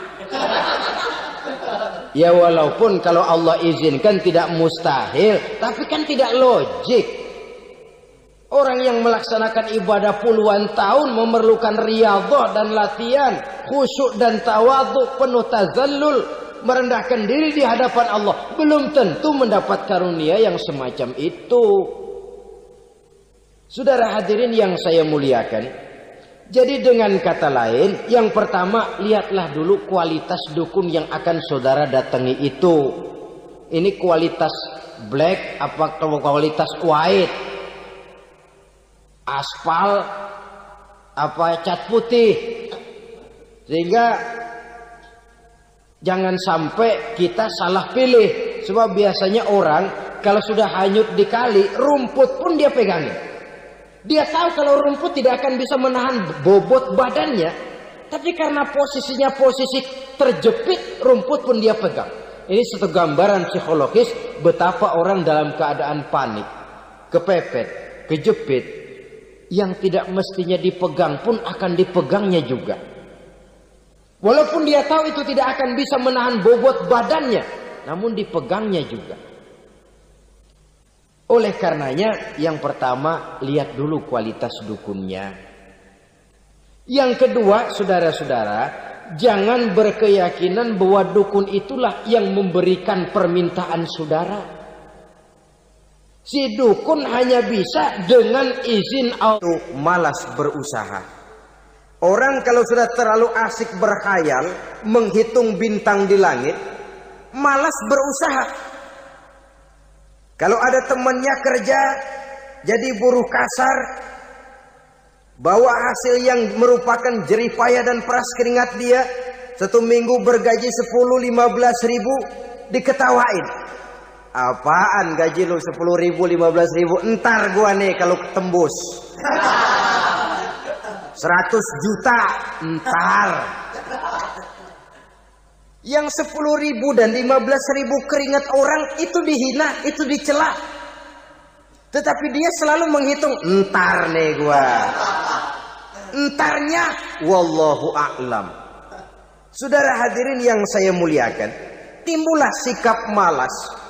Padahal di tengah negara sedang membangun di berbagai bidang kehidupan. maka sifat malas ini merupakan musuh kita, baik mengejar kemiskinan, baik mengejar kebodohan dan keterbelakangan kita di sektor-sektor lainnya. Alangkah akan terganggunya roda pembangunan di negara kita ini jikalau sebagian besar rakyat dihinggapi oleh penyakit malas, yang malas ini dilatar belakangi oleh penyakit tulul amal, terlalu muluk angan-angan, yang angan-angan ini dininabobokan oleh keinginan untuk mendapatkan untung yang besar tanpa peras keringat dan banting tulang. Sasaran yang lebih jauh, dan ini yang paling kita khawatirkan, hancurnya kubu-kubu pertahanan moral daripada bangsa kita. Kita sependapat bahwa lebih penting daripada membangun jembatan adalah membangun manusia yang membangun jembatan. Bahwa lebih penting daripada mengaspal jalan raya adalah membangun mental manusia yang melaksanakan pengaspalan itu. Dengan kata lain, membangun dan mempersiapkan manusia pembangunan. Tanpa itu, maka saya merasa khawatir kalau nanti kita tidak akan sampai kepada target yang kita harapkan oleh karena kandas di tengah jalan. Saudara-saudara kaum muslimin rahimakumullah, Islam sebagai agama yang mengajarkan manusia untuk berusaha dan mengeluarkan segala kemampuan untuk melaksanakan segala usahanya itu, sangat membenci sifat malas, sangat membenci sifat tulul amal atau panjang angan-angan. Dan oleh karena judi melahirkan dua sifat itu, Islam sangat menganjurkan pengikutnya untuk menjauhi segala macam jenis perjudian, baik yang terang-terangan maupun yang dilakukan secara samar-samar, tidak ketara, judi canggih sesuai dengan canggihnya teknologi daripada manusia itu sendiri. Ini adalah penyakit yang meracuni masyarakat manusia dari sejak berpribadi, bertetangga, berumah tangga, sampai kepada berbangsa dan bernegara. Dan kasus-kasus yang timbul sudah cukup banyak, yang tidak mungkin lagi kita katakan hanya sekedar bersifat kasuistis, bersifat kasus-kasus kecil saja.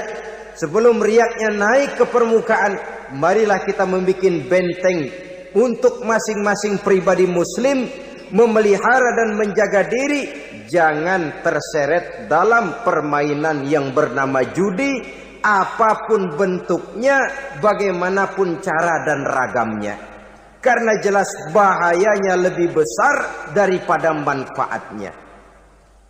Taruhlah kita barangkali kemarin-marin hanyut dalam arus perjudian, tetapi hendaknya kita bisa mengambil pelajaran bahwa seorang mukmin adalah seorang yang apabila dia melakukan kesalahan, dia segera sadar, dijadikannya pelajaran untuk tidak diulanginya lagi pada masa-masa yang akan datang. Dengan sikap semacam itu, kita tidak lagi akan mengulangi kesalahan-kesalahan lama, dan grafik kehidupan kita dari hari ke hari akan makin menunjukkan hal-hal yang baik dan positif adanya. Saudara-saudara kaum muslimin rahimakumullah, kalau ABRI masuk desa, rakyat beruntung. Kalau jaksa masuk desa, rakyat bahagia. Kalau koran masuk desa, rakyat ikut jadi cerdas. Tapi kalau judi masuk desa, rakyat kiamat. Pembangunan akan terbengkalai, roda perekonomian akan lesu. Karena mestinya orang membelanjakan uang untuk sesuatu yang dia perlukan, akhirnya dia belanjakan untuk sesuatu yang dia tidak perlukan, karena gambaran, khayalan akan mendapat keuntungan yang jauh lebih besar lagi. Padahal istilah orang-orang tua kita dulu, lebih baik makan singkong betulan daripada makan roti ngimpi. Artinya uang yang 1.000-2.000 rupiah itu lebih baik dibelikan beras, dimasak, makan bersama anak dan istri, terasa nikmat dan halalnya, ketimbang beli kertas lalu ngelamun, menghayal, menghitung yang bukan-bukan. Itu kertas dibolak madep ulon, dibolak madep mudik, diputar sana, diputar sini, akhirnya palanya ikut muter. Kira-kira apa yang cocok? Masih belum puas, kertas dilihat, orang gila ditanyain. Sudah tahu waras, orang gila yang ditanya. Masih belum puas, nanya orang gila, tidur di kuburan. Allahu Akbar. Padahal di rumahnya tempat tidurnya empuk, anget, nggak ada nyamuk. Kuburan, tidur di kuburan. Dampak-dampak negatif yang semacam ini pada gilirannya mau atau tidak mau akan menyeberang kepada garis akidah, membahayakan dan mengancam nilai-nilai tauhid yang kita miliki. Sudah kertas dibolak-balik, tidak puas, orang gila ditanya. Orang gila ditanya belum maram, tidur di kuburan. Barangkali ada bisikan. Saudara hadirin yang saya muliakan, memang walaupun wahyu sudah berhenti, tapi Allah masih memberikan ilham kepada hamba-hambanya yang dikehendakinya. Tetapi ilham itu bentuknya positif. Kalau saudara pagi-pagi berniat, tahu-tahu datang pikiran nanti malam mau ngaji, itu namanya ilham. Kalau saudara sedang merenung, tahu-tahu datang pikiran, saya mau sedekah, itu namanya ilham, bentuknya positif. Tapi kalau ngelamun, tahu-tahu datang pikiran nomor sekian pasang, itu bukan ilham, itu belis.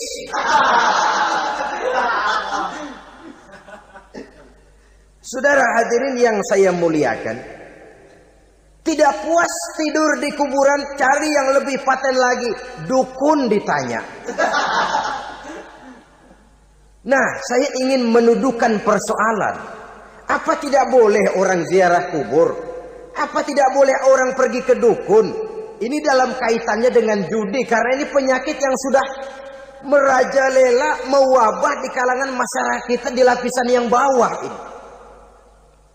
Saudara hadirin yang saya muliakan, ziarah kubur bukan saja boleh, malah dianjurkan oleh Nabi. Tetapi ziarah kubur yang dianjurkan oleh Nabi itu dengan tujuan pertama, agar orang ingat kepada mati.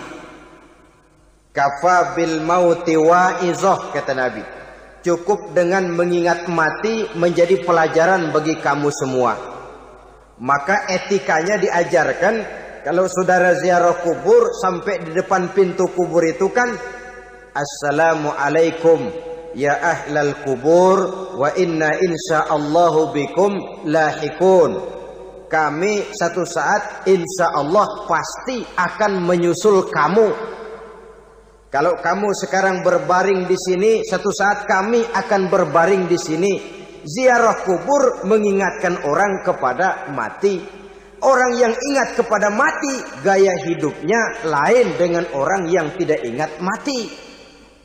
Nah, orang kalau nggak ingat mati, gaya hidupnya nggak terkontrol. Kalau dia berkuasa, Fir'aun, itu nggak ingat mati. Kalau dia kaya, Korun. Sudah gambarannya nggak merupakan gambaran-gambaran yang baik. Orang yang ingat mati, dia berkuasa, dia berlaku adil. Suatu saat saya akan mati dan ini akan dimintakan pertanggungan jawab. Orang kaya ingat mati, dia akan jadi pemurah. Kenapa? Kalau saya diberikan ilmu, pertanyaan akhirat cuma satu, ilmumu kau amalkan untuk apa? Kalau saya diberikan umur panjang, pertanyaan akhirat cuma satu, umurmu kau habiskan di mana? Tapi jikalau saya diberikan harta, pertanyaan akhirat ada dua, hartamu kau dapat dari mana, kau belanjakan kemana? Depannya ditanya, belakangnya ditanya, dapat dari mana, dibelanjain kemana? Sebab dua-duanya berkaitan dengan kegiatan. Kadang-kadang dapatnya dari jalan yang baik, tapi keluarnya ke tempat yang tidak baik, itu pun tidak betul. Atau dapatnya dari yang tidak baik, tapi dibelanjakan untuk yang baik, itu pun tidak bisa diterima. Oleh karenanya, dengan mengingat mati, gaya hidup seseorang jadi terkontrol karenanya. Yang kedua, dianjurkan kita untuk berziarah kubur itu mendoakan orang-orang yang sudah meninggal. Mal mayyitu fi qabrihi illa kal gharikil mutaghawis, kata Nabi.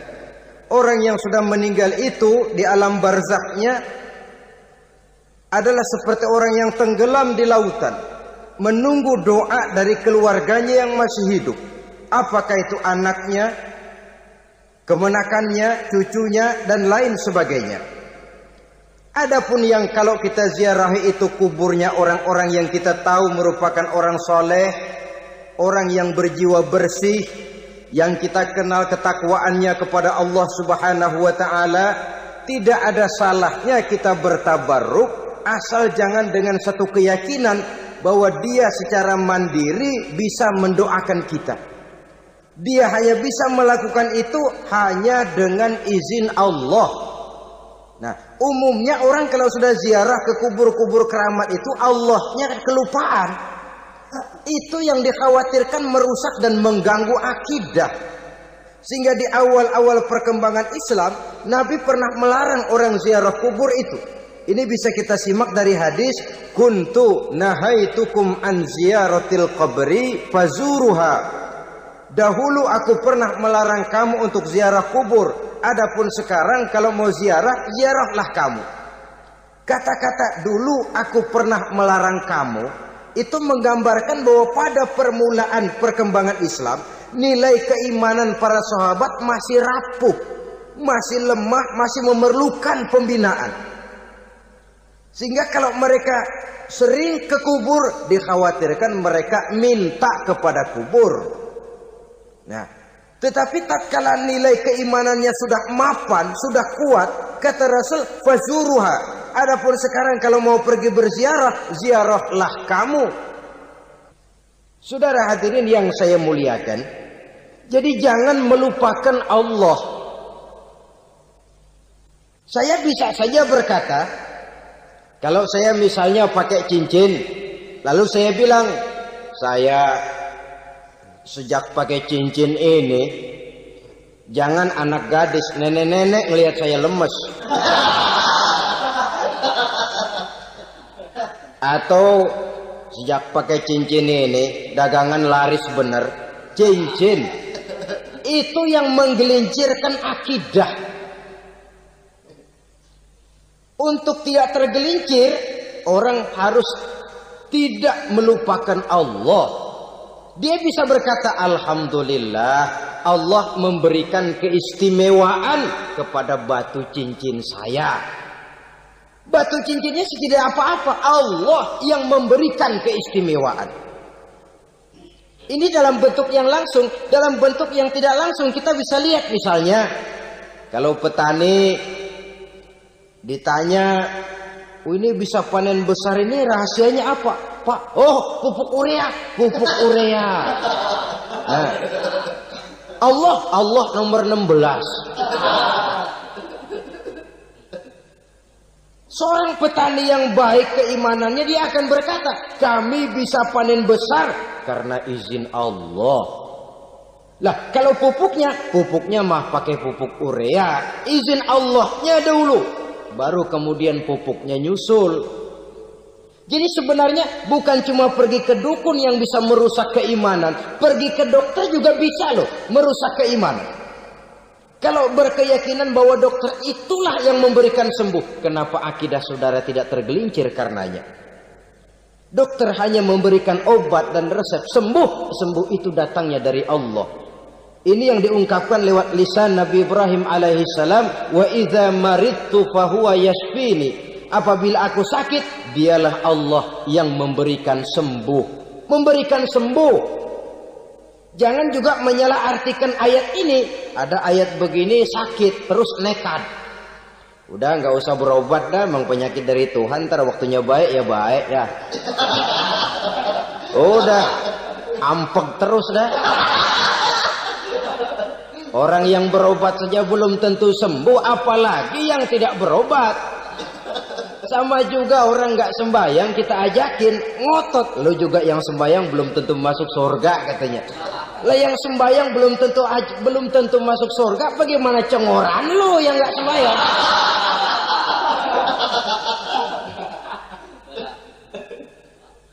Saudara hadirin yang saya muliakan, kaum muslimin yang berbahagia. Jadi dengan demikian, maka jangan menghilangkan Allah. Kita, ajaran pokok dalam Islam adalah ajaran tentang tauhid. Nah, tauhid ini menyangkut mengesahkan Allah, baik di dalam zatnya, baik di dalam sifatnya, baik di dalam perbuatannya, baik di dalam beribadah kepadanya. Tauhid dalam ibadah itu ada. Tauhid dalam zat artinya zat Allah itu tidak tersusun, tidak terdiri dari bagian-bagian yang bisa dipecah-pecah. Ya seperti kita ini kan ada kepala, ada kaki, ada tangan. Allah tidak tersusun zatnya dari bagian-bagian. Esa zatnya tidak bisa dibagi-bagi. Esa sifatnya artinya Allah itu sifatnya tidak pernah berubah. Sejak dahulu sampai sekarang Allah itu cinta kepada orang beriman yang melakukan kebaikan. Dan Allah benci kepada orang kufur yang melakukan kejahatan. Mustahil satu saat Allah berubah. Orang kufur yang berbuat kejahatan didemenin, orang mukmin yang berbuat kebaikan dikeselin. Misalnya tahun 2000 Tuhan giliran jengkel sama orang mukmin. Itu mustahil, dia esa di dalam sifatnya. Lain dengan sifat kita manusia. Sifat kita ini kan relatif. Ada saatnya kita senang, lain saat yang kita senang betul kita caci maki. Hari ini kita caci maki, besok kita puji. Lihat teman kaya, habis kita omongin. Boleh jadi dia kaya, kenapa? Dukunnya 36. Begitu kita habis caci maki begitu, dia datang ngasih duit sama kita. Cacian itu bisa berubah menjadi pujian. Lu ya emang bukan main dah. Sifat kita itu relatif, bisa terpengaruh oleh situasi dan kondisi. Saudara hadirin yang saya hormati, kaum muslimin yang berbahagia, Allah juga esa di dalam perbuatannya. Artinya di dalam menciptakan apapun yang akan diciptakan oleh Allah, di dalam melakukan apapun yang akan dilakukan oleh Allah, tidak terikat kepada faktor lain, tidak memerlukan bantuan lain. Dia adalah mutlak. Nah, kemudian kita mengesahkan Allah dalam zatnya, mengesahkan Allah dalam sifatnya, mengesahkan Allah dalam perbuatannya. Belum tentu berarti kita mengesahkan Allah dalam ibadahnya. Sebab banyak orang yang yakin betul Allah itu esa, teguh dengan pendiriannya. Tuhan lu siapa? Allah. Allah bagaimana? Esa. Bagaimana kalau 2? Kagak. 3? Enggak. Mantap. Soal tahlil paten. Tapi dalam ibadah kadang-kadang dia tidak mentauhidkan Allah. Ini makna wa ma umiru illa liya'budullaha mukhlisin. Kami tidak memerintahkan kepadamu kecuali untuk beribadah kepadaku, kata Allah, dengan ikhlas. Beribadah kepada Allah dengan ikhlas itu artinya apa? Beribadah hanya untuk Allah saja. Nah, kalau hanya untuk Allah saja, lalu kita minta berdoa di depan kuburan orang yang soleh, apa syirik? Tidak syirik. Kalau kita berkeyakinan bahwa orang tempat kita memanjatkan doa itu hanya bisa mendoakan kita dengan izin Allah. Dia sendiri tidak punya kekuasaan apa-apa. Tanpa izin Allah, dia tidak bisa berbuat apa-apa. Itu tidak menyebabkan orang menjadi syirik. Sama saja dengan kalau saya berkata tadi, alhamdulillah Allah telah memberikan keistimewaan kepada batu cincin saya. Apa salahnya Allah memberikan keistimewaan kepada benda-benda mati? Allah memberikan keistimewaan kepada Hajar Aswad, benda mati. Allah memberikan keistimewaan kepada Masjidil Haram, benda mati. Allah memberikan keistimewaan kepada Ka'bah, benda mati. Orang tawaf keliling Ka'bah, sembahyang di Masjidil Haram, sujud menghadap kepada Ka'bah. Apakah jadi syirik? Tidak. Kita tidak menyembah Ka'bahnya, kita menyembah yang